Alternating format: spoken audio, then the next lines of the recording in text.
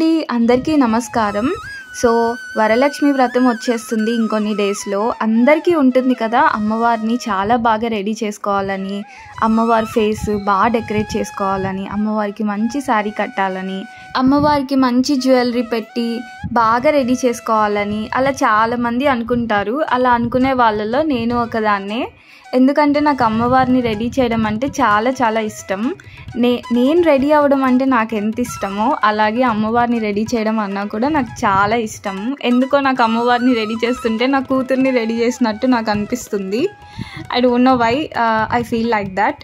సరే ఇంకా వీడియోలోకి వెళ్ళిపోదాం. సూటిగా చెప్తాను సుత్తి లేకుండా.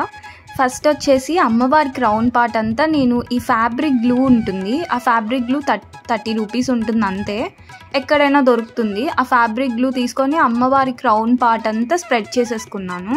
స్ప్రెడ్ చేసుకొని ఈ బ్లాక్ క్లాత్ కనిపిస్తుంది కదా, ఇది కాటన్ క్లాత్ ఇంట్లో ఉన్నింది.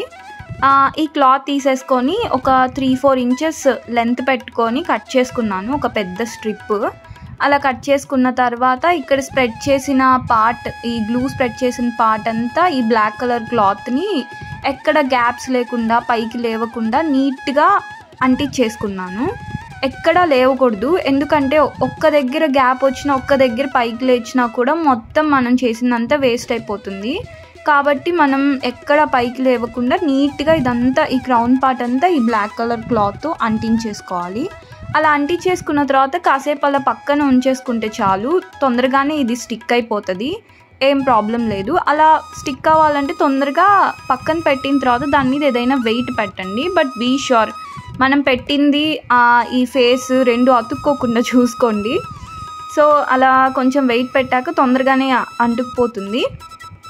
అండ్ నెక్స్ట్ ఇక్కడ చూస్తున్నారు కదా ఈ మతపట్టి ఇంకా ఈ మాటీలు ఉన్నాయి కదా, ఇవి వచ్చేసి నా ఓల్డ్ డ్యాన్స్ జ్యువెలరీ.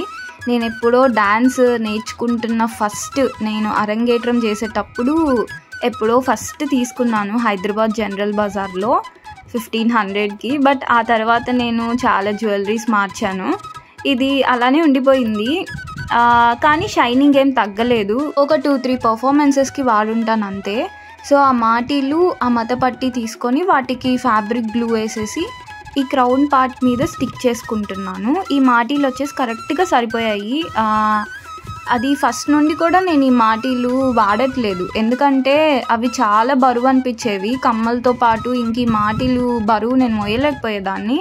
సో ఈ ఫస్ట్లోనే మార్చేశాను. నేను ఫస్ట్ డ్యాన్స్ పర్ఫార్మెన్స్ వేసిన తర్వాత నాకు అర్థమైపోయింది సీను, ఇవి నేను పెట్టుకోలేనని చెప్పి ఇంకా వాటిని వేరే వాటితో రీప్లేస్ చేసుకున్నాను. అందుకని చెప్పి అవి వేస్ట్గా పడిపోయాయి కదా, సో అందుకని చెప్పి ఈ మాటీలు తీసుకొచ్చి అమ్మవారి మతపట్టి కింద పెట్టేశాను. అండ్ ఇంకొకటి 2 లేయర్స్ కింద ఇంకో మతపట్టిని స్టిక్ చేశాను.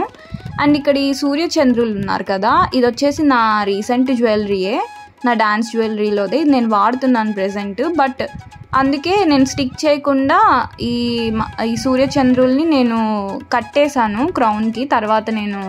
తర్వాత వాటిని తీసేసి నేను తర్వాత వాడుకుంటాను. సో ఇట్లా నీట్గా కట్టేసుకున్న తర్వాత అడ్జస్ట్ చేసుకోవాలి, లేకపోతే మనం అలంకారం చేసిన తర్వాత ఊడిపోయే ఛాన్సెస్ ఉంటాయి.